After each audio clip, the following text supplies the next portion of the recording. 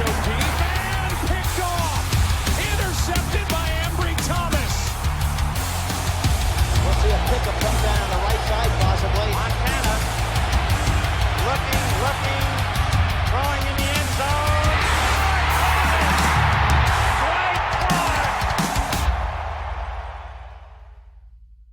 Bonjour à tous, bonsoir à tous, bienvenue dans ce 50e épisode du Facebook Podcast.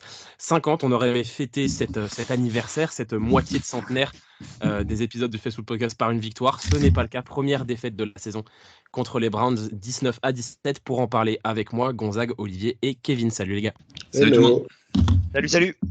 Comme je viens de le dire, première défaite de la saison. On ne l'avait pas forcément anticipé sur celle-là dans le podcast de la semaine dernière. Mais il fallait bien que ça arrive. Même si on avait posé la question de se dire est-ce qu'on pouvait être invaincu, la réponse est donc non. 19-17, on est tombé sur une défense des Browns absolument incroyable. Notre attaque a été également moins bien. Notre défense a fait le boulot, mais ça n'a pas suffi. Olivier, t'en as pensé quoi, toi, dans l'ensemble de ce match ? Écoute, ça fait partie de ces matchs qui vont servir pour la saison. Et puis, je vais commencer par autre chose. Les enfants, tous les gens qui sont sur les réseaux, on est à 5 victoires, 1 défaite. Je le répète, nous sommes à 5 victoires, 1 défaite. Nous ne sommes pas passés au power ranking de la première place à la 84e.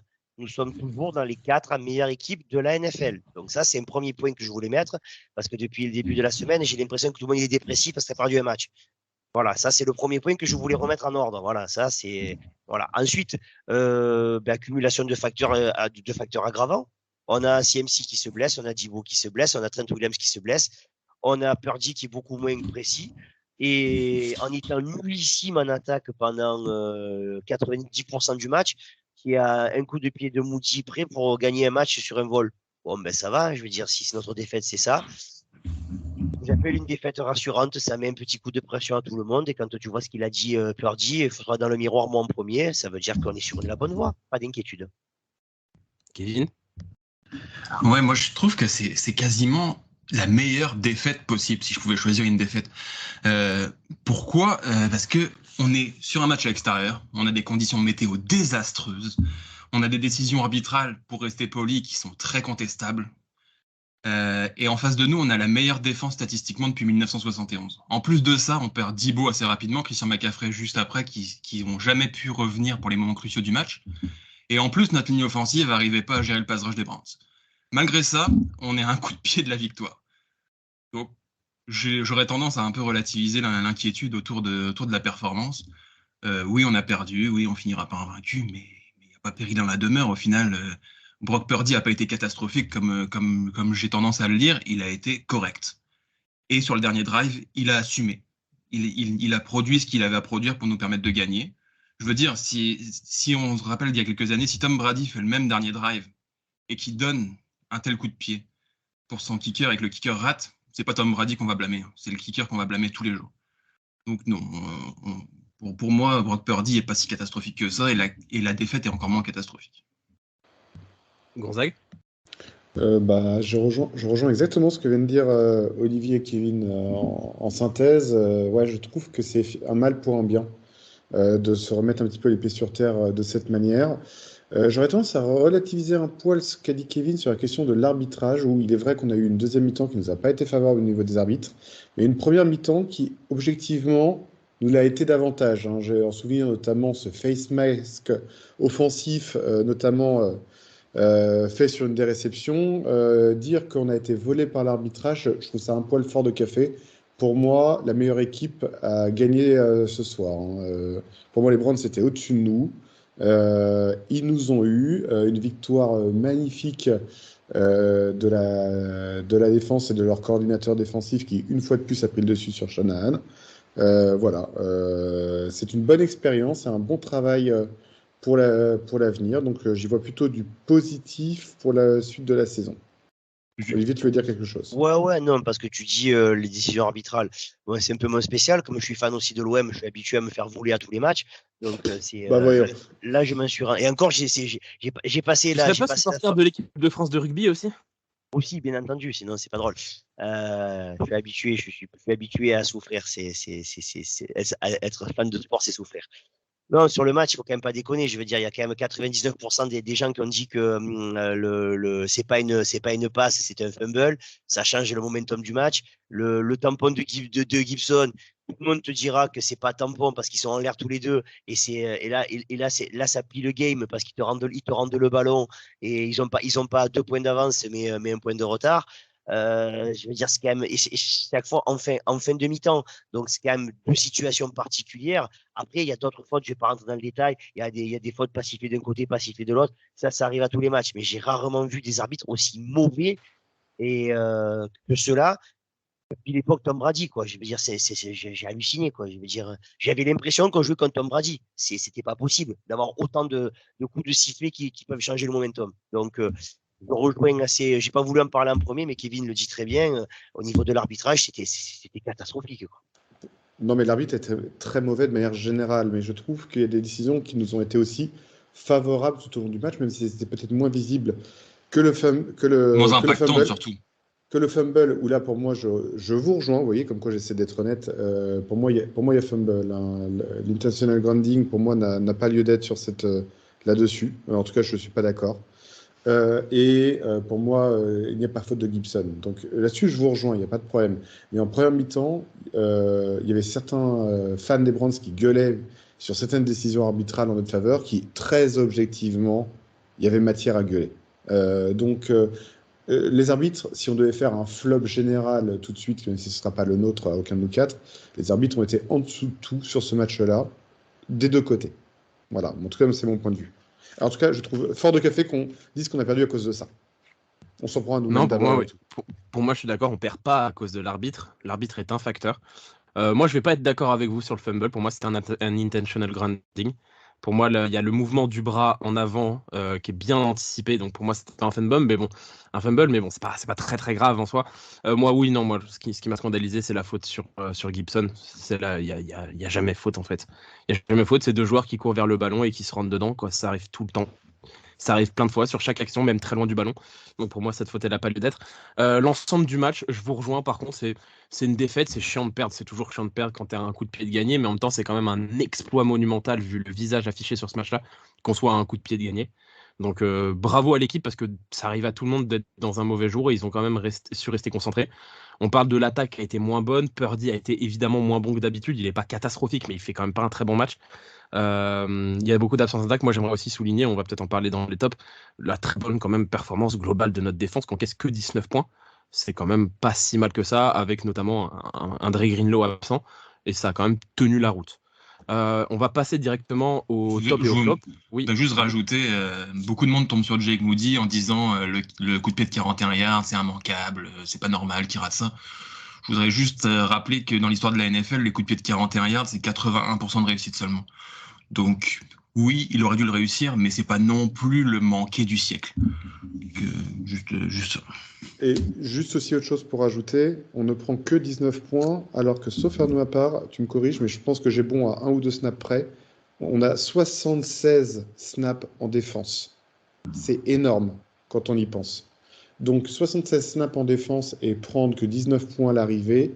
Ce que je veux dire par là, c'est que dans tous les cas de figure, la défense est restée très longtemps sur le terrain et, mine de rien, statistiquement parlant, prendre que 19 points avec autant de snaps dans la figure, c'est une belle perf. C'est clairement une belle perf, quel que soit l'adversaire en face. On va passer au top et au flop. Et du coup, on en a perdu l'habitude parce qu'on n'a quand même pas perdu depuis très longtemps. Mais on va commencer par les flops. Olivier, quel est ton flop du match ? Jake Moody. C'est normal que ça soit le flop. Il a 2 coups de pied. Tu perds de 2 points. Il rate 2 coups de pied. Ça fait 6. D'un moins 2, 6. On aurait 4 points, on serait 4 points devant. Donc voilà, c'est pour moi, il a de la pression, ok, mais il n'a pas assumé. Ça arrive, c'est pas grave. Il vaut mieux qu'il prenne les circonstances là. Parce que si on t'aime bien jouer à Philadelphie en playoff, les conditions climatiques seront certainement les mêmes. Donc il n'aura pas l'excuse de ne pas savoir. Il vaut mieux qu'il fasse des bêtises en saison régulière et qu'au prochain match, il soit carré parce que ça va devenir important. Donc voilà, pour moi, le flop, c'est Jake Moody. Gonzague ? Je suis emmerdé, j'avais exactement le même flop qu'Olivier. Mon flop a changé plein de fois depuis le match, mais j'avais Jake Moody pour les mêmes raisons qu'Olivier, qui est que ce match ressemblait étrangement, je trouvais vraiment de manière extrêmement étrange, à un match de play-off. Vraiment, je trouvais qu'on avait toutes les conditions d'un match de play-off. Et à l'arrivée, on Si perd. on retrouve les Browns en playoff, ce sera une plutôt bonne nouvelle. C'est-à-dire qu'on sera au Super Bowl contre eux. C'est ça, exactement. Mais, non, mais ce que je veux dire par là, c'est, tu vois, temps froid, pluvieux, humide, match serré, plutôt défensif. Moi, je trouvais qu'il y avait beaucoup d'éléments. Et ça, Moody, il ne pourra pas se le permettre. Et je rejoins complètement Olivier sur le fait que, quitte à ce qu'il fasse une erreur, autant qu'il la fasse maintenant. Parce qu'en playoff, il n'aura pas le droit de la manquer. Et la pression sera d'autant plus rude pour lui. Donc, voilà. Donc, du coup, je passe à un autre flop que j'imagine en live.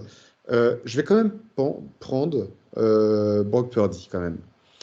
Pourquoi je vais prendre Brock Purdy? Parce que même s'il a fait un dernier drive qui était finalement assez intéressant, il a été bon sur le premier dernier drive, j'ai trouvé que ses problèmes de coordination avec ses receveurs et ses tight ends relèvent davantage de sa responsabilité à lui que des autres. Brandon Ayuk, quand tu regardes objectivement, ses tracés sont bons. Ils sont bons. C'est lui qui plusieurs fois a mis le ballon dans le dos de ses joueurs. Je crois qu'également il y a eu un cas avec sur une personne de Jennings, sur Bert Jennings, je crois de mémoire, où on a retrouvé également la chose. Et même, je pense que ça a pu impacter également nos tight ends par rapport à leur tracé, où on voit qu'il a privilégié une autre lecture parce qu'il n'était pas dans le tracé de leur tight end. Donc, de manière générale, j'ai trouvé que Purdy a fait un match champ.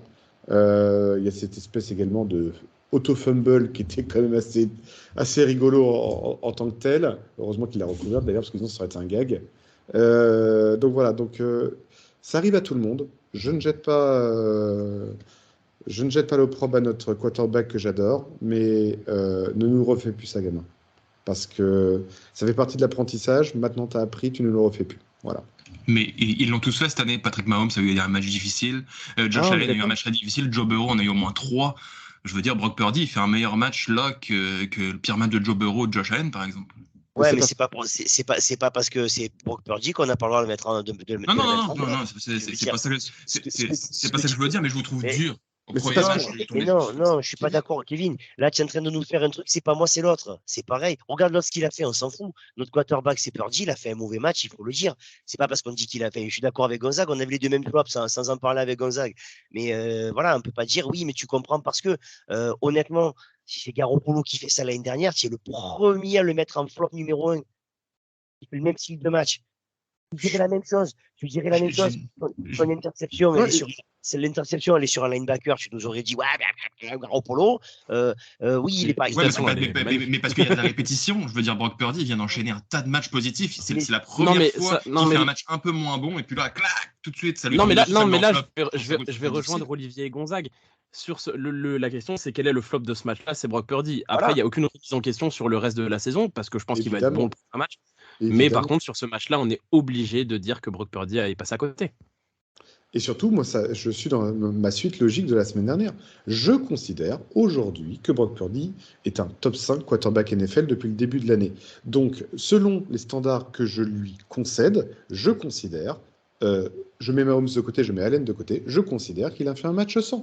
Point barre. On a un super quarterback aujourd'hui, vu le début de saison qu'il nous a montré. J'ai un niveau d'exigence de celui d'un top 5 quarterback NFL. Point barre. Évident. Je suis d'accord avec toi. Kevin, t'as un flop? Ouais. Tu as parlé de la défense en positif. Moi, j'ai trouvé la défense contre la course vraiment médiocre. Alors, l'absence de Dre Greenlaw doit peser, évidemment. Il y avait beaucoup moins d'impact. On l'a vu tout de suite. Mais on ne peut pas se permettre de se faire trouer comme ça par des running backs 2 et 3, comme ça a été le cas avec Kareem Hunt et Jerome Ford. On attend beaucoup mieux de cette défense, même s'il manque de Greenlaw, je veux dire, on avait quand même du monde derrière et ça n'aurait pas dû se passer aussi mal que ça à ce niveau-là. Ouais, je suis d'accord. Vous m'avez enlevé mes trois flops, donc je suis un petit peu emmerdé là. Je suis en train de me dire que je vais improviser. C'est vrai que la défense contre la course, elle n'a pas été bonne. L'absence de Greenlaw a fait du mal. Écoutez, moi en flop, je vais dire quand même George Kittle. Sur ce match-là, je l'ai pas vu. Je l'ai trop peu vu. Il a une seule réception pour 1 yard. Quand on sort un match comme il l'a fait la semaine dernière contre Dallas, ok, c'est pas que de son fait puisqu'il n'est pas visé comme l'expliquait Gonzague, mais un mec comme Kittle ne doit pas juste être visé. Il doit montrer au quarterback il doit forcer le quarterback à le viser. Et là, sur ce match-là, on l'a trop peu vu à mon goût. C'est marrant qu'aucun de nous quatre ait sorti Shanahan en flop. Sur un certain Non, nombre mais de je- jeux, pleine course, ou que j'ai Non. trouvé moins imaginatif. Non, là sur ce match-là, je peux pas la mettre Non. sur Shanahan pour le coup. Non. Ça, sur ce match-là, c'est un Voilà. global où tout le monde a été en difficulté. C'était le match de merde. C'était, comme disait Olivier, match à la con.com. Comme disait Olivier en début de saison. Il est tombé aujourd'hui et pas contre Pittsburgh. Moi, je peux pas la remettre sur Shanahan, celle-là, parce que globalement, il a fait ce qu'il a pu avec une équipe qui n'arrivait à rien faire, en fait. Parce que finalement, le jeu de course, il est pas si dégradant. On est à 4,3, c'est pas pire. Là, c'est juste que l'ensemble, ce qu'il a essayé ne marchait pas. Ça arrive. Voilà. Moi, je pourrais pas la mettre sur Shanahan, celle-là. Ok, ça s'entend. On va passer au top, parce qu'il y a quand même eu quelque chose de positif sur ce match-là. Kevin, tu n'avais pas forcément d'idée de flop au début, mais quel est ton top? Mon top, il va faire particulièrement plaisir à Gonzague, puisqu'il s'appelle Randy Gregory. Je trouvais qu'il avait... C'était quand même un match difficile pour ses débuts, des conditions vraiment difficiles. Il sort 2 plaquages pour perte, un sac. Il a eu de l'impact tout de suite. Il s'est fait voir, il s'est montré à un très haut niveau. Que moi, j'ai adoré son impact et j'attends qu'il reproduise ça parce que c'est pour ça qu'on l'a recruté. Yep. Gonzague, droit de réponse. Non, j'ai pas envie de parler de lui. D'accord, bah écoute, on peut parler de ton top du coup. Ouais, et ben, comme quoi, Kevin et moi, on va être d'accord sur rien du tout ce soir. Moi, je serais assez d'accord avec les insiders des 49ers pour dire que finalement, notre meilleur duo de la soirée, ça a été notre duo de linebacker, en fait. Fred Warner a un très bon niveau et je tiens à aller dans le sens d'Eliott depuis le début de l'année. Oren Burks, qui nous fait un début de saison, mais au top. Il a été d'un très très bon niveau. La plupart des insiders des 49ers ont mis des mauvaises notes à tous les corps des équipes, à l'exception des linebackers qui ont eu droit à du A ou du A-, mais jamais en deçà. Vraiment, je suis désolé. Là, je suis pas d'accord avec Kevin. En soi, on adore tous Greenlaw, mais sur ce match-là, on ne peut pas dire que c'est lui qui est principalement manqué en tant que tel. Je suis désolé, non. Statistiquement pas. Mais son impact a manqué, mais c'est pas réellement son poste, parce qu'effectivement, Renberg, c'est le meilleur plaqueur des 49ers sur ce match-là. En tout cas, c'est celui qui en a le plus de plaquages, mais l'impact de Dre Greenlaw qui met à chaque running back, ça fait mal et ça manque. Exactement. Parce que l'autre, il a plaqué, mais les mecs qui se relevaient, c'était content, quoi. Dire le running back, quand il se prend une fois, 2 fois, 3 fois DD, la 3e fois, il lui fait une Northern Light suplex, et normalement, le mec, il revient plus, je veux dire. C'est la différence. Orenberg, c'est vrai, il plaque. Mais il plaque comme un gentil garçon, quoi. Je veux dire, voilà, je vais pas parler de la génération de maintenant, ça va m'énerver sinon. Voilà. Greenlaw joue comme dans les années 80-90. Et surtout qu'il n'y a aucun putain de rapport. Il a envie de leur faire mal. Greenlaw, il a envie de leur faire mal comme c'était à l'époque. Quand il arrive sur un mec, tu sens qu'il va lui faire un bisou, tu vas entendre. Et chaque fois, c'est pareil. Alors qu'Oren Burks, il les arrête. C'est gentil. Non, mais c'est gentil, mais ça fait le taf. Hein. Ouais, ça fait super le taf. Parce que vraiment, ils ont continué à courir ou ils ont eu peur, les coureurs? Non, mais oui, mais ils ont continué à courir, mais tu peux pas. Non, mais tu peux pas contester la bonne performance de Renberg juste parce qu'il n'a pas éclaté des gars. Il a fait ce qu'on lui a demandé. Évidemment, Greenlaw n'était pas là et c'est pas le même joueur. Mais là, je vais rejoindre Gonzague totalement et j'allais en parler si tu n'en avais pas parlé. Je trouve que le match de nos linebackers est très bon et Renberg, ça a été très bon. C'est pas Dre Greenlaw, ça sera jamais Dre Greenlaw, mais en remplaçant Dre Greenlaw, c'est quasiment ce qui peut se faire de mieux dans notre effectif. Évidemment, on remplace pas Dre Greenlaw parce qu'il est super. Ça, je suis d'accord avec toi. Mais il fait le taf quand même, Renberg. Olivier, ton top? Jordan Mason, voilà, il a encore prouvé que c'est lui le running back numéro 2.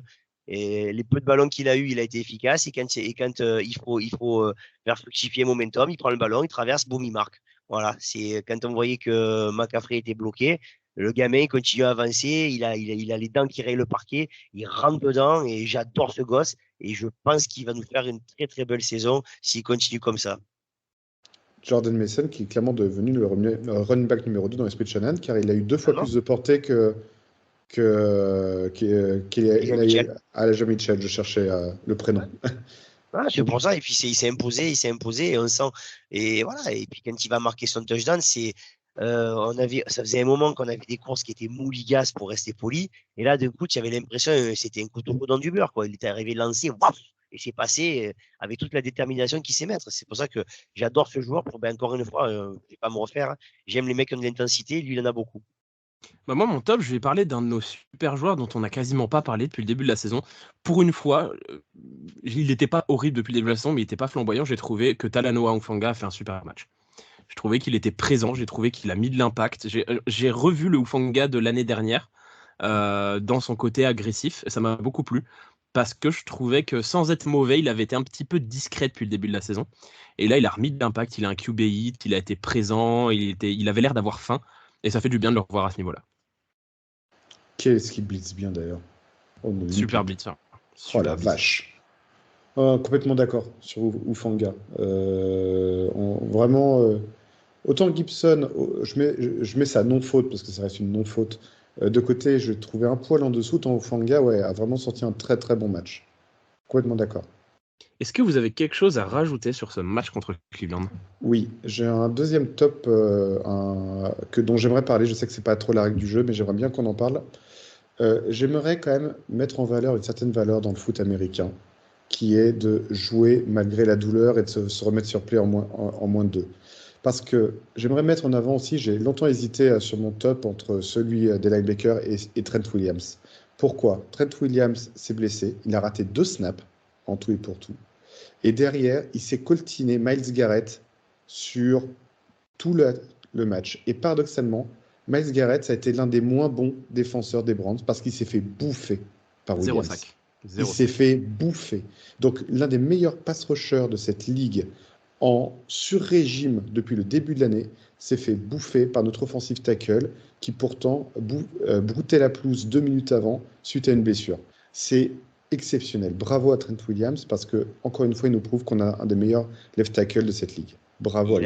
Il a dit qu'il voulait pas laisser l'équipe comme ça. Il voulait pas laisser Myles Garrett arriver. C'est ça aussi. C'est là aussi que tu vois à quel point le petit Purdy c'est quand même un leader. Parce que t'as ton linebacker, t'as ton left tackle qui préfère jouer blessé plutôt que de l'abandonner. Alors qu'il y a certains quarterbacks qui se sont fait défoncer la rate pendant un nombre de fois incalculable parce qu'il y avait personne qui voulait les protéger.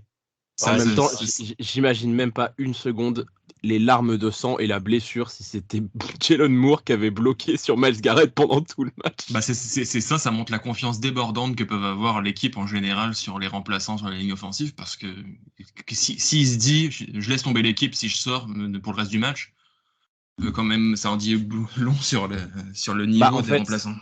Pas forcément les remplaçants, mais quand il y a titulaire et il y a titulaire indiscutable 1000 niveaux au-dessus des autres, que sont très peu de joueurs dans l'équipe, mais que sont Brock Purdy, que va être George Kittle, Trent Williams et plein d'autres en défense, c'est que Trent Williams, c'est le genre de gars, s'il est sur le banc et qu'il regarde Cal et qu'il dit « Ok, je peux jouer », bah il est sur le terrain. Ah oui. Zéro discussion. Ah oui. Et en fait, c'est pas tant une histoire de confiance, mais Jalen Moore, c'est 1000 lieues en dessous de Trent Williams, de toute façon. Et il y a quand même 80% des left tackles, ils sont en milieu de Trent Williams aussi, quoi. Donc, 99,999, il n'y a pas de meilleur left tackle que Trent Williams en NFL. Voilà, donc, au niveau des remplaçants, c'est logique que tu aies un mec qui soit automatiquement largement moins bon que lui. C'est pour ça que Trent Williams, ça se compare à des left tackles. À d'autres époques de l'histoire, ça se compare pas à des left tackles actuels. C'est clair. C'est ça. Quelque chose d'autre à rajouter ? La prochaine fois, on évitera de trash talker avant le match. On ne fait pas de chèque quand on a pas de truc en caisse. Mais moi je vais continuer à trash talker. Exactement. Ça fait partie du jeu. Ça sert à rien de faire les émissions. Non, il parlait pas de nous, il parlait des mecs sur le terrain. Oui, je parlais de ce qui s'est passé avant le match. Ils ont fait les kékés. Bon, bah, qui fait le malin tombe dans le ravin, comme on dit. Hein. Moi, je trouve que c'est un sport où les mecs vont se mettre sur la gueule pendant 1 heure derrière, si t'es pas capable de te hype up un petit peu. En fait, moi, je suis pour le trash talk, même quand tu perds, parce qu'il faut savoir perdre quand tu trash talk. S'il y a que les équipes qui gagnent qui trash talk, il n'y a plus d'intérêt à le faire. Ouais, on va passer à la preview de notre match contre les Vikings.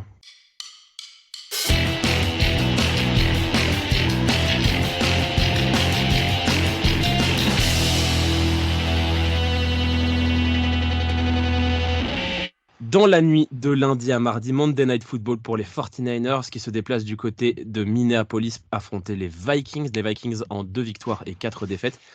Contre nous, donc en 5 victoires, 1 défaite. Olivier, t'attends quoi de ce match contre Minnesota ? La rédemption. Un match à 4 touchdowns pour Purdy. une défense qui massacre l'équipe adverse et qu'on remette plus de 30 points à l'adversaire. Qu'on réexplique que c'était juste un accident de parcours et qu'on remette la marche avant. Gonzague? Oui, je suis assez d'accord avec Olivier. Que l'on se remette d'aplomb, notamment d'un point de vue offensif. Les Vikings étant une équipe assez médiocre en défense. Médiocre, c'est le mot, oui. Ouais, je pense que c'est... En fait, ils tombent à point nommé. Ils tombent à point nommé pour refaire le gain de confiance. Ces Vikings, c'est une équipe que j'ai beaucoup de mal à cerner, en fait. J'ai du mal à les situer sur leur niveau réel. En attaque, ils vont être privés de Justin Jefferson, qui est leur arme numéro 1. Ce qui, face à nous, n'est clairement pas une bonne nouvelle pour eux. C'est un match pour lequel je suis assez confiant. Je trouve que c'est vraiment le remède idéal à une défaite comme celle qu'on a vécue face aux Browns, parce que ça peut être un festival offensif si on retrouve notre coordination offensive. Kevin? Ouais, là où les Browns, c'était un peu la meilleure défense qu'on ait affrontée, un vrai test, c'est un peu l'inverse. Là, je trouve, il y a vraiment une très belle attaque face à nous, même en l'absence de Justin Jefferson, il y a des belles armes à disposition. Kirk Cousins, malgré ses défauts, il est capable de bien performer sur certains matchs aussi. Mattison a un bon running back, Osborne, Addison, Hawkinson, tout ça, c'est des très très bons joueurs. Que ça va être intéressant de voir la réponse qu'a apporté à notre défense. Et puis, notre attaque face à leur défense, ça risque d'être une boucherie, hein, on l'a dit. Leur défense est catastrophique, la nôtre est en quête de rédemption. On est quand même très confiant sur ce match-up-là. Ouais, j'ai pas grand-chose à rajouter sur ce que vous venez de dire. C'est une équipe, avec Justin Jefferson, j'aurais pu voir un match serré et des camions de points sans Justin Jefferson, c'est quand même pas la même chose, même si, comme tu l'as dit Kevin, TJ Hawkinson est un tight end extrêmement sous-coté, dont je suis extrêmement fan. Jordan Addison est peut-être le meilleur receveur rookie depuis le début de la saison. Mais derrière, par contre, leur défense, c'est la cour des miracles. Hein. Franchement, leur défense, elle est catastrophique. C'est Harrison Smith qui a à peu près 7200 ans, Daniel Hunter qui est très vieux aussi, et des joueurs de seconde zone. Donc normalement, alors que le match contre les Browns, c'était leur défense face à notre attaque, le gros duel. Là, le gros duel, je pense que ce sera leur attaque face à notre défense. Gonzague, ton facteur X de ce match contre les Vikings? Ah, moi, il y a un match dans le match que je veux absolument, pour lequel je suis très pressé, mais vraiment.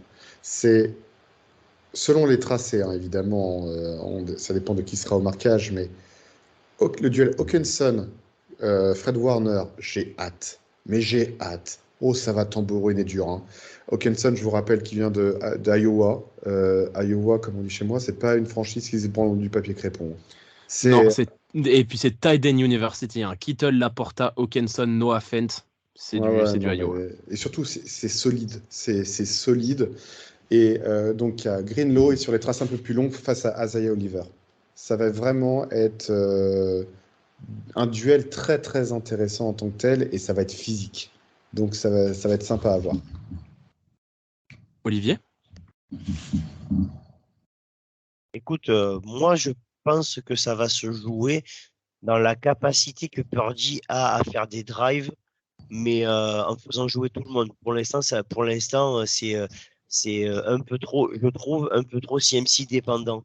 Je serais presque à vouloir un match avec du CMC limité pour l'obliger à lever les yeux et jouer un peu plus sur d'autres receveurs. Je trouve que Jennings n'est pas assez exploité. Je trouve que Kittle n'est pas assez exploité. Et voilà, c'est le match parfait pour qu'il puisse distribuer un petit peu la galette à tout le monde. Et je pense que c'est important aussi pour un quarterback de trouver un petit peu ce point d'équilibre. Kevin? Moi, ça va être Brandon Ayuk. Je vous ai trouvé vraiment gentil sur cette émission avec lui, sur le match qu'il a fourni. Il y a 3 réceptions quand même qu'il doit compléter et qui changent pas mal le match face aux Browns. Il les fait pas. Là, on va avoir Deebo Samuel et Christian McCaffrey qui sont très incertains. S'il ne joue pas, Brandon Ayuk se transforme en go-to guy presque unique. Donc, j'attends vraiment de lui qui permette à Brock Purdy de faire des stats et de retrouver de la confiance. Tu as la 3e et 13, l'énorme parpaing qu'a lui envoyé Purdy là où il drop la passe. Revoit le ralenti. Le mouvement de bras de Purdy est dégueulasse, qui fait que la rotation du ballon dans l'air est ignoble. Honnêtement, elle n'est pas facile à attraper celle-là. Hein. Non, mais c'est sûr, elle n'est pas facile, mais ça reste un receveur numéro 1. On en a parlé comme un top 5 de la ligue. Ça doit être capté. Je suis d'accord avec Kevin là-dessus. Pour moi, il doit si c'est son statut aujourd'hui, on va augmenter l'exigence envers lui aussi. Ok, ça se tient. Moi, mon match dans le match, il va être de l'autre côté. On a parlé beaucoup de la qualité de leur attaque. Moi, il y a un truc quand même où je trouve que leur attaque est assez moyenne, c'est sur la ligne offensive. Christian Darusseau est un très bon joueur. Gareth Bradbury est un très bon centre. Le reste, c'est assez moyen. Et du coup, je pense qu'un des matchs dans le match que j'aimerais beaucoup voir, c'est le match dans le match entre Nick Bosa et Christian Darrisaw, parce que Christian Darrisaw est un left tackle extrêmement sous-coté. On n'en parle jamais. On parle beaucoup de Trent Williams, on parle de Tristan Wirfs, on parle de Jedrick Wills, on va parler d'Andrew Thomas, etc. On parle jamais de Christian Darrisaw qui est très bon. Et le match qu'il peut avoir entre Bosa a fait son sac cette semaine. Bosa a l'air de reprendre du poil de la bête. Là, je veux du grand Bosa. Là, c'est bon, ça y est, on termine. Là, Bosa, à la fin du match, c'est 3 sacs en plus à son niveau. Kirk Cousins, c'est un quarterback qui prend quand même pas mal de temps pour lancer et qui n'a pas Justin Jefferson, donc ça fera une solution évidente de moins. Donc là, moi, je veux que Bosa il soit sur ses côtes tout le match. Je veux qu'il lui fasse, mais je veux que même s'il lance le ballon, je veux qu'il ait un Bosa au moins au niveau de son maillot. Voilà, moi, je veux moi, c'est du grand Nick Bosa qu'il faut sur ce match-là contre les Vikings. On va passer au prono. Gonzague, ton prono pour ce match contre Minnesota? J'étais en train d'y réfléchir, est-ce que je passe la barre des 40 points ou pas? Et comme je suis quelqu'un, comme d'habitude, pas très courageux, je vais pas le faire. Je suis sur 38-23. Olivier? 33-10. Kevin? 41-28. Ah, il a des couilles, lui. Moi, j'étais sur 42-24. Donc, on est deux à passer les 40 points et on a tous l'impression qu'on va avoir des points, contrairement à la semaine dernière. On va passer aux questions des auditeurs. Vous avez encore été plein à nous poser plein de questions et on vous en remercie. C'est Kevin qui va récupérer les questions. Effectivement. Question sur Facebook de Frédéric Valade qui dit beaucoup voient les limites de notre quarterback et du système Shani dans cette défaite. Le jeu de course est notre point fort, a été sauvagement contré. Axe de travail ou inquiétude? Écoute Fred, je suis content que tu poses une question. Ça fait des moments que tu n'en avais pas posé. Par rapport à ce que tu dis, c'est axe de travail, on a un petit peu parlé. Le fait est qu'on était attendu, ok, et que le gamin, Gonzague en a parlé, il a fait son plus mauvais match. L'axe de travail, c'est qu'il arrive à se débarrasser du ballon plus précisément quand on est face à des équipes comme ça qui vont te mettre une énorme pression. Et après, au niveau des courses, ça permettra de relâcher. Là, il n'y avait pas de 36 solutions. Les passes n'arrivant pas, et les courses, ils savaient que les mecs en allaient courir plein ça au bout d'un moment. Donc, mais je ne suis pas sûr que ça soit la limite pour nous battre. Je ne pense pas que ça soit vraiment la solution miracle. Eh ben, putain, c'est clairement si notre jeu aérien, notre quarterback et nos receveurs sont nos points faibles, bah dis donc.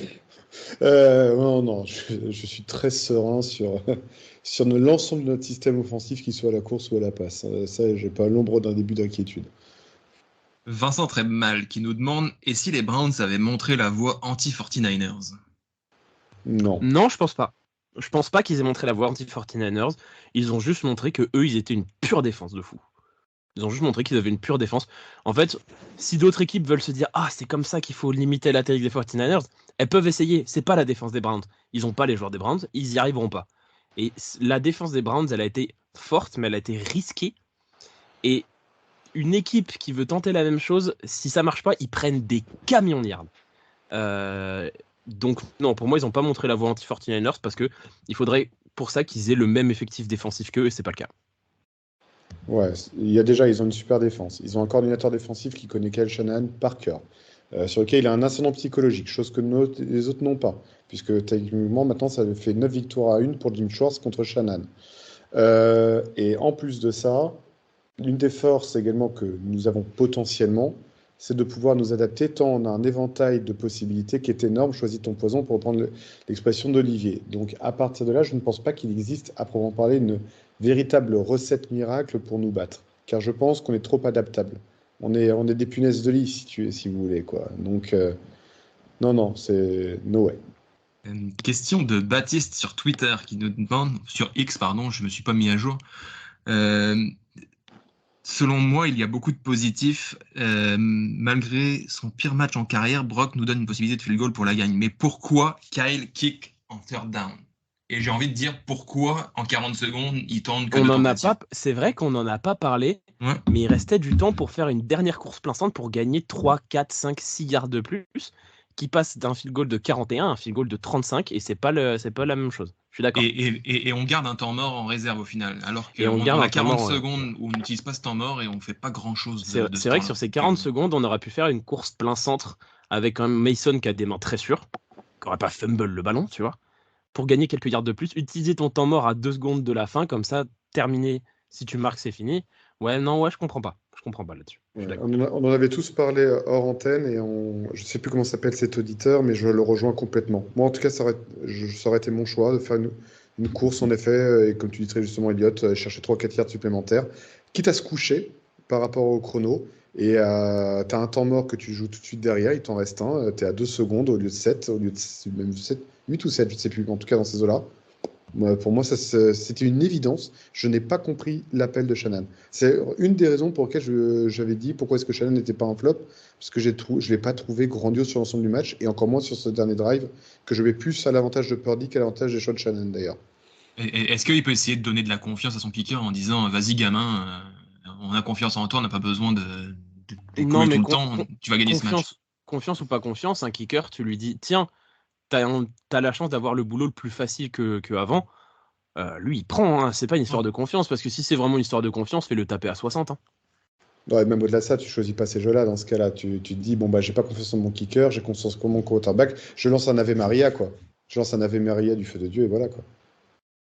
Alors après, moi, je vais défendre Shanahan. Vu le match et comment ça s'est passé, je me pose la question si c'est pas dit, je vais pas tenter le truc.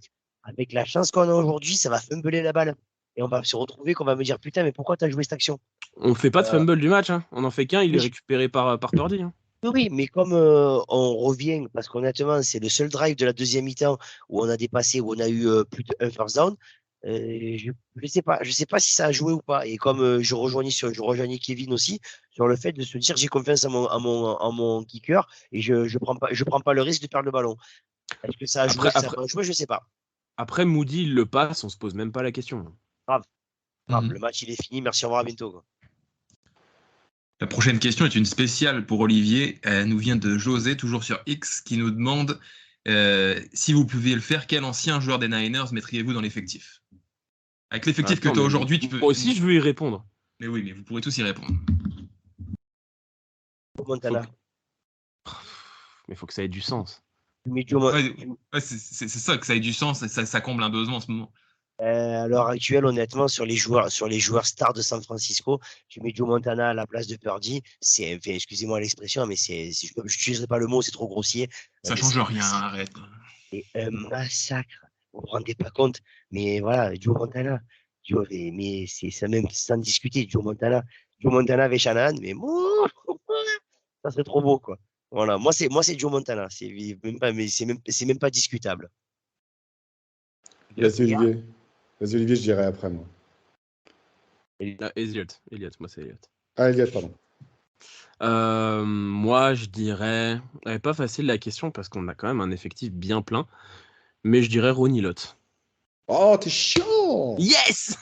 T'es chiant! Je dirais Ronnie Lott parce que un peu plus d'impact en defensive back, on prend. En plus, il pouvait jouer aussi corner, donc partant de là. Il pouvait jouer corner, exactement.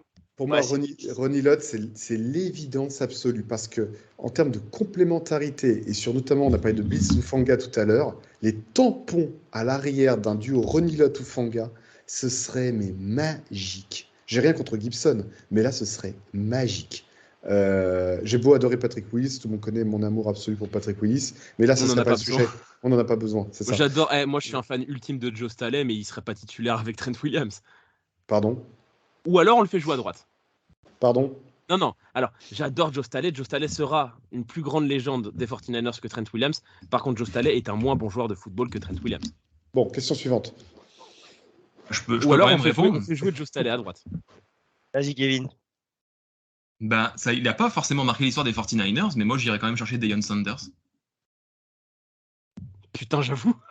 J'avoue, putain, le Deion Sanders. Prime time, si tu prends prime time en corner, Le Deion Sanders, Deepoy de 94 dans la défense des Niners, ouais, j'avoue que ce serait un délire. C'est un poste, c'est le poste qui nous manque et on se retrouve le J'y meilleur. avais pas du tout pensé. J'étais en train de penser légende, ouais, bêtement, alors que c'est vrai que Deion Sanders, ouais, ça aurait fait du sale, ouais, je suis d'accord. Ah ouais. Alors, juste par contre, là, on est vraiment dans l'imaginatif, parce que voir Ah, Deion Sanders accepter un poste de cornerback numéro 2, quand Non, non. on connaît le caractère du il aurait personnage, dégagé. alors, Charvarius Ward va le faire. Charvarius, je t'aime, mais tu vas aller sur le Ouais, deuxième receveur, mon frère. Il sera allé en CB2 de régler. Prime time, il sera arrivé, il aurait dit je suis prime time, merci, au revoir, à bientôt. Allez, Ouais, ça. Mais il aurait eu même exceptionnel. il aurait eu besoin de rien dire. Il aurait juste foutu la première de ses chaussettes. Il est cornerback 1 dans toutes les équipes de la ligue. Très bonne question de José. Dans le même genre, on a Gilito SZN qui nous pose la même question, mais avec un jour actuel de la NFL. N'importe lequel. Patrick Mahomes. Arrête de prendre que des quarterbacks. Et je crois qu'en plus, moi je l'ai vu cette question, c'était marqué entre parenthèses, pas Mahomes, c'est trop facile. Effectivement, t'as raison. Ah, mais j'ai pas vu la Sauf question. Mahomes, moi, c'est de non la plus. triche. Ah ben, mais. Joe Burrow. Ah ouais, donc je crois que t'aimais bien Brock Purdy, Olivier, mais tu prends que des quarterbacks pour le remplacer. Mais tu as vu ce que je prends comme quarterback pour le remplacer? Bah si c'est pour avoir le Joe Burrow de cette année, je préfère garder Purdy. Hein. Écoute-moi, pour Parce aller dans la... que, parce que j'en ai vu des matchs des Bengals cette année, et Burrow, il est pas dedans. Il est un peu blessé. Tu as vu les deux derniers? Ouais, il marque 20 points. Mm. C'est nul, 20 points. Quand t'as déjà marché Chase et Higgins, c'est de la merde, 20 points. Et voilà, moi c'est ça. Moi, vous connaissez mon amour pour ces quarterbacks-là, donc ça simplifierait. Allez, Bah, moi, vous connaissez pas forcément mon amour, mais je suis un fan total du poste de cornerback en général. C'est un poste qui me passionne. Et moi, du coup, j'irai chercher Il va un me le cornerback, piquer. Il va me le clairement. piquer. Hein? Tu vas me le piquer. Bah, je te laisse commencer cette fois-ci. Vas-y, Non, Clément. vas-y, parce que j'en ai un autre. Non, parce que moi, Vas-y. en fait, j'ai une liste énorme de cornerbacks, donc je te laisse Vas-y, commencer. Elliot, dis-le Non, comme ça. Gonzague. Je veux voir la tranche de Gonzague. Moi, non, c'est beaucoup plus Ouais, rigolo. ouais, Elliot, non, vas-y, dis-le, Elliot, c'est pas grave. Et je sais pas, j'ai même pas encore choisi, donc Gonzague, ça je te va, laisse- on le je te sait laisse- ce que tu vas dire. Oh Bon, là tu là. prends qui tu veux, sauf Patrick Surtain. Ok, bah c'est bien, bah j'ai hésité entre lui et un autre, mais du coup, je vais prendre Sauce Gardner. Ah ouais, clairement, ouais. Et Gonzague, il va dire Patrick Surtain. Bah, j'avais Patrick Surtain. Même si j'ai beau adorer Gibson, un Jesse Bates chez nous, ce serait vraiment pas mal au poste de free safety. Oui, mais Voilà. alors là, pour le coup, même si j'adore Jesse Bates, on remplirait moins un besoin dans le sens. Alors que moi, tu me rajoutes un Surtain ou un Sauce Gardner, je vais en citer d'autres que j'adore. Marlon Humphrey, Marshawn Lattimore, Jair Alexander. Tu sais que Lattimore, quand on avait l'émission de qui est-ce qu'on pouvait trader avant la deadline, Lattimore, j'y ai pensé après l'émission. En me disant Mais j'ai les Saints vu auront ton besoin de message. reconstruire. Ouais. Ouais, tu l'avais dit juste après. Kevin, toi? Moi, dans les cornerbacks, un joueur que j'adore que vous n'avez pas cité, il s'appelle Jalen Ramsey, que j'aurais adoré voir sur sous les couleurs des Niners. Il est blessé à l'heure actuelle. Et il est blessé à l'heure Gonzague actuelle. aurait Et- haï. Gonzague aurait Je sais. haï avoir Jalen Ramsey dans notre équipe. Alors non, c'est pas, alors pas uniquement pour la personnalité, c'est qu'il évolue dans un système que je ne vois pas du tout chez nous. Je ne vois pas du tout Ramsey dans notre défense à nous, dans son style. Ok. Après, si on va sur un autre poste où on aurait eu un besoin, tu mets Lane Johnson de l'autre côté de Trent Williams. Ah ouais. Oh putain. Ah ouais. Oh, notre quarterback, il peut refaire ses lacets avant de lancer le ballon. Ah ouais, Lane Johnson en tackle droit, alors là, très bonne idée, ça j'y ai pas pensé. Ah ouais, là ce serait violent. Là. On va terminer avec Johan Lassous, toujours très inventif dans ses questions, qui nous fait 8 propositions. Et Ah oui, vous c'est allez, vrai, putain, les 8 questions de Yo, j'avais oublié ça. Ouais. J'adore allez me ça, c'est dire- très bien ça. Il nous cite des événements marquants et il nous dit c'est quoi le pire cauchemar du week-end parmi ces 8 propositions. Donc je vous les cite et puis un par un vous devez en choisir une. Donc en 1, on a l'absence de Greenlaw qui se fait sentir, favorisant certainement le bon jeu de course des Browns. En 2, on a la blessure de Debo très tôt qui nous enlève une partie de magie dans notre attaque. En 3, on a la surexploitation de CMC alors que ce dernier est verrouillé par la défense adverse et la bêtise de son retour inutile. 4. La connexion compliquée entre Ayuk et Purdy sous la pluie. 5. Les premiers loupés au pied de Moody et sa future gestion de la pression pour la suite de la ligue.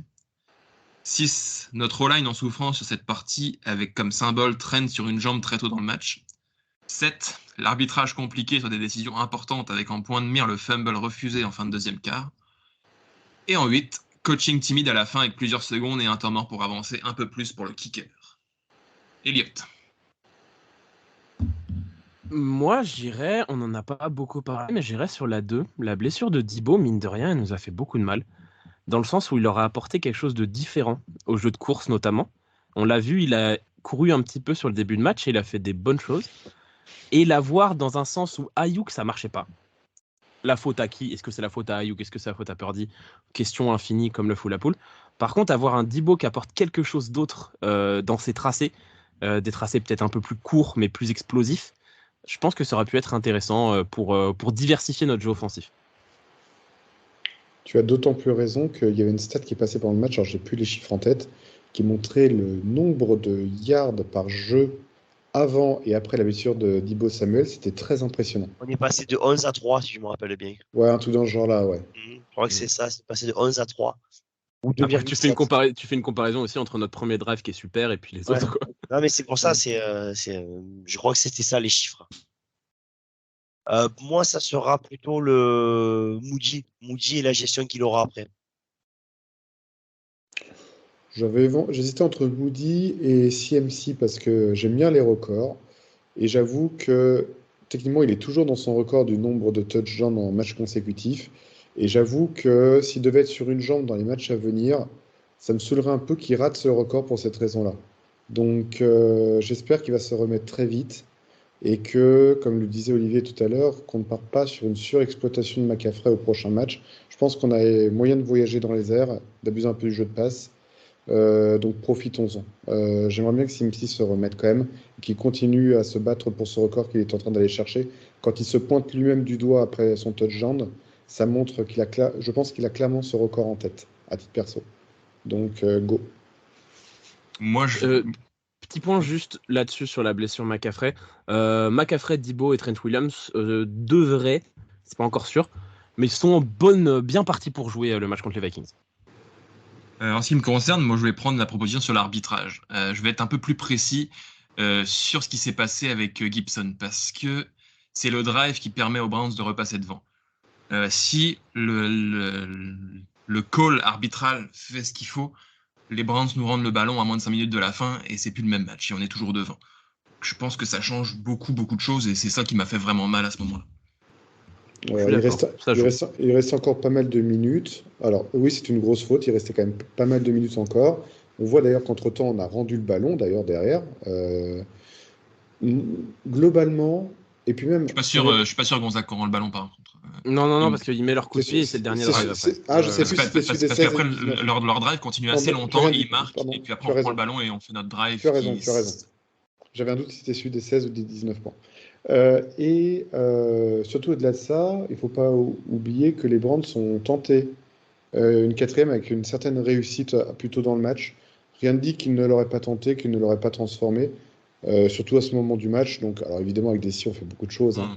Mais même s'il y a une faute grossière d'arbitrage là-dessus, on est tous d'accord.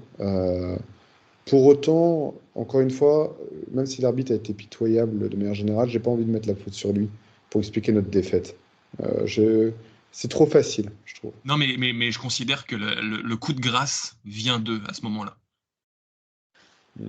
Oui, il y a beaucoup de choses qui auraient pu être mieux faites avant et qui auraient permis de gagner ce match, mais le coup de grâce qui tue toutes nos chances vient à ce moment-là.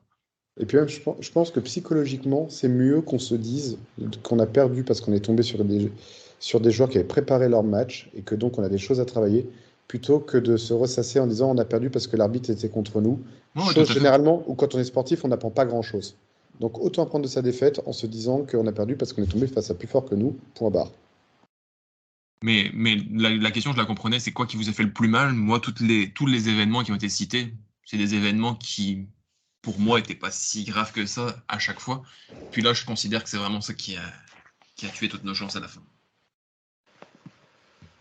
Bon, c'est tout pour les questions, Kevin ? C'est tout pour les questions. Merci à tous ceux qui ont participé. Il y en a certains que j'ai pas utilisé leurs questions parce que soit on y a déjà répondu ou soit ça faisait doublon avec d'autres questions. Mais merci à tous de participer de plus en plus nombreux.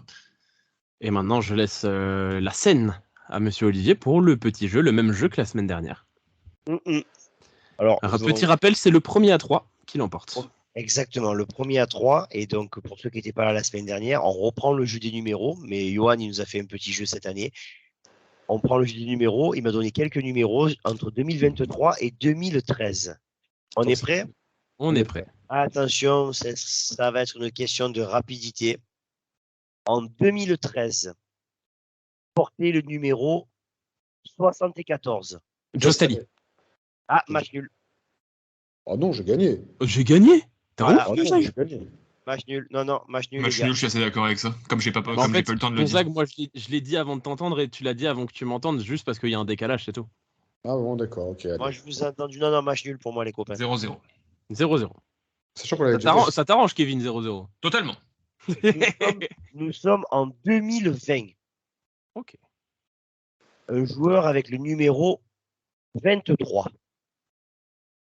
McCaffrey. La Michael James. La Timor. Salvan Ahmed. Un, deux, trois. Hyde. Carlos Hyde, ouais. Non. Non. 23. En 2020. Putain, 2020. Alors déjà, il faut fonctionner par poste. Je crois que la réforme n'était pas passée. Non, elle n'était pas passée la réforme. Ouais, donc il faut penser au poste. 2020. Akelo Witherspoon. Oui. Bien J'étais joué. sûr que c'était un running back. Ouais, ça pouvait être un running back ou un defensive back. Ça pouvait être rien d'autre. C'est pour ça que moi, j'ai rien dit. Un point pour notre Nantais national. Question de 2015, plus difficile, beaucoup plus difficile. À l'époque, qui portait le numéro 41? Mac Upati. 41. Putain de ça. On est en quelle année, tu peux En répéter? 2015. 2015. Upati, en plus, il est parti en 2015. 41. De mémoire, c'est pas le poste à Youpati, c'était pas un garde. Hein. Non, Si, 41, de toute façon, c'est pas un mec de ligne. Ouais. Non, c'est un mec qui est plus au fond. Au fond. Antoine Bété. Splendide, Kevin, splendide. Joli. Ah, elle est belle, ouais. Pas de bêtises, il joue au Colts avant, c'est ça? Exact, ouais, c'est un gars Ouais. des Colts. Il a fait une belle carrière au Colts, une belle carrière chez nous d'ailleurs. J'allais donner des Excellent indices. contre la course. J'ai le souvenir de lui où il avait stoppé un running back sur la ligne l'année où on ne prenait pas de touchdown à la course. Les C'était enfants, superbe. les enfants se concentrent. Nous sommes en 2014. Attention, question de rapidité. En 2014, le numéro 85. Vernon Davis. Oh oui, Vernon Davis. Bravo les enfants. Donc ça fait. Et qui c'est qui l'a dit? Il y a que Yot ou c'est les deux en même temps? Non, Kevin l'a dit aussi, j'ai l'impression qu'on l'a dit en même temps. Ouais, pour moi, Ouais. c'était toujours un 0. Donc Ouais, tu bon. l'accordes pas, comme tout à l'heure. Toujours un 0. Putain, je fais match nul avec tout le monde et je prends pas de points, quoi. Ça me saoule. Continue, on t'enlève un point. Hein. 2018. Numéro 88. Roswelly. Non, merde. 2018. Oui. Selec. Oui. Oui, très bravo, Oh, Gareth oui. Selleck, Kevin est bien à 2 vu. points. Putain, Kevin va gagner. Nous allons retourner en 2013. Numéro 35. Golson.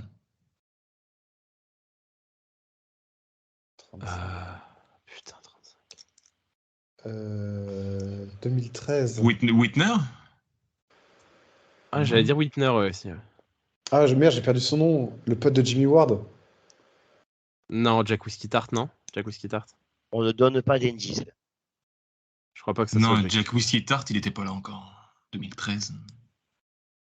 Je me demande s'il n'a pas été drafté dans cette année-là. 35, ça race. Eric Reed. Oh, Ah oui, bah oui, évidemment. Kevin qui Bravo. ce soir s'est rattrapé. Il revient du diable Vauvert avec Que avec des safety. Nous en sommes donc à Grave. 2 jeux Balle Et de match. défaite pitoyable d'Eliott Salmon. Bravo Eliott. Non, attends, non, 2 jeux. Défaite pitoyable. La semaine dernière, victoire de Gonzague. Cette semaine, victoire de Kevin. Vous êtes 3. Le seul qui gagne pas, c'est toi. Il va falloir que tu te reconcentres. Ça ne va pas du tout, Eliott. Qui t'invite, Olivier? Qui t'invite? Bon, bah, merci de nous avoir suivis pour ce 50e épisode du Faceful Podcast pour Allez. débriefer cette défaite. Rendez-vous la semaine prochaine, du coup, pour débriefer, on l'espère, une victoire contre les Vikings pour le 51e épisode 51, un numéro qui tient beaucoup à Olivier. Merci de nous avoir suivis et à la semaine prochaine. Et Go Niners! Salut, salut! Niners. Ciao, ciao.